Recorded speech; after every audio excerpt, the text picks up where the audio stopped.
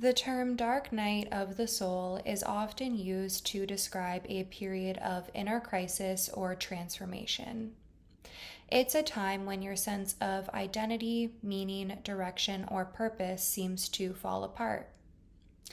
The phrase comes from the 16th century Christian mystic St. John of the Cross. The original meaning of the term wasn't simply going through a difficult time. For St. John, the dark night was a period in which a person could feel separated from their God or stripped from the things they normally relied on for meaning, comfort, and certainty. St. John wrote a poem called Dark Night and described the meaning behind it as a profound stage of spiritual transformation. And rather than seeing this darkness as a sign that something had gone wrong, he believed it could actually be part of spiritual progress.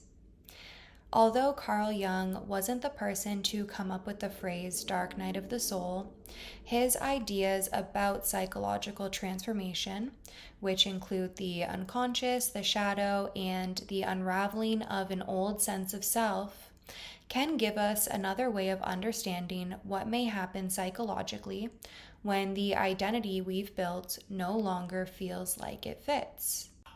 Ed O'Brien, the guitarist from Radiohead, used the phrase dark night of the soul to describe his own experience. He stated that he was forced into a period of sitting with his fears, confronting things he'd suppressed, and trying to understand his emotions better. He said he came out of the experience feeling more whole. As humans, we seek comfort. We tend to avoid things that make us uncomfortable, so it's only natural to want to run the other way when difficult emotions surface. However, as Ed O'Brien explained in his interview, sometimes the emotion we desperately want to escape from can be the catalyst for profound transformation. That's if we're willing to sit down and have a conversation with it. The idea of sitting with things we'd rather avoid brings us to the work of Carl Jung. One of Jung's central ideas was that we are not completely conscious of ourselves. There are parts of us that we know and identify with, and then there are parts of ourselves that exist outside of our awareness. Sometimes the emotions we try the hardest to suppress can actually give us insight into the unconscious parts of ourselves. And this is where Jung's idea of the shadow comes in. The shadow isn't some dark, evil part of you. It's made up of aspects of yourself that you've been rejecting, suppressing, or simply haven't learned to recognize as a part of who you are. For example, imagine someone who has always thought of themselves as very easygoing. They don't like conflict, they don't like upsetting people, and they pride themselves on being understanding. But they start noticing something uncomfortable. They are getting angrier, they're resentful, they're tired of always being the person who is accommodating.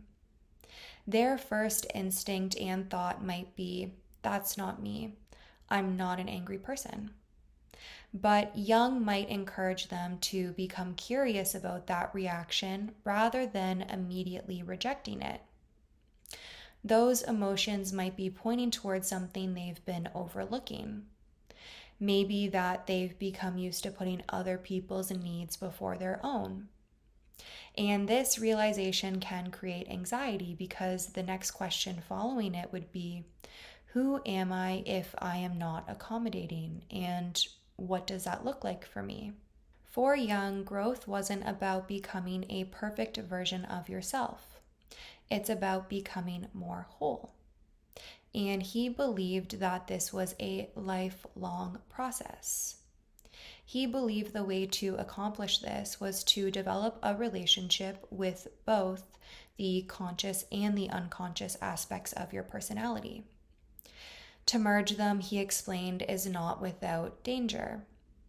He stated that everything good is costly, and the development of the personality is one of the most costly things of all.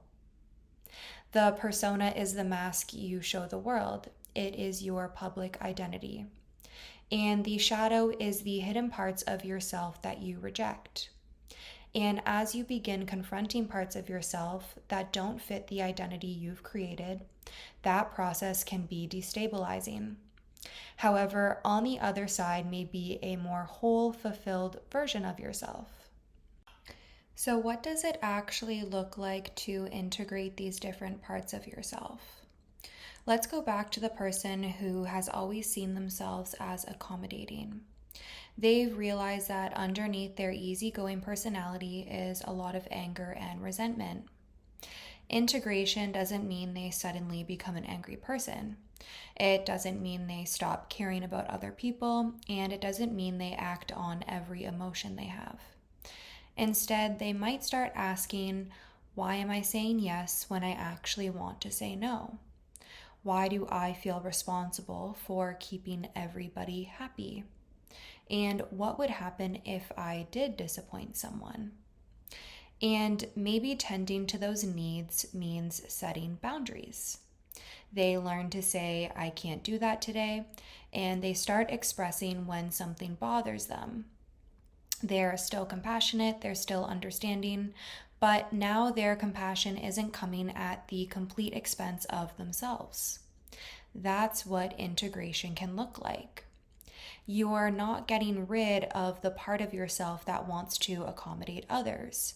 You're allowing it to exist alongside another part of you that says, my needs matter too. And this can apply to so many different parts of ourselves. Maybe you've always identified as independent, but you discover you actually crave connection. Integration might mean allowing yourself to ask for help instead of seeing your need for others as weakness. The goal isn't to choose between the person you thought you were and the parts of yourself you've rejected. It's to become aware enough to hold both.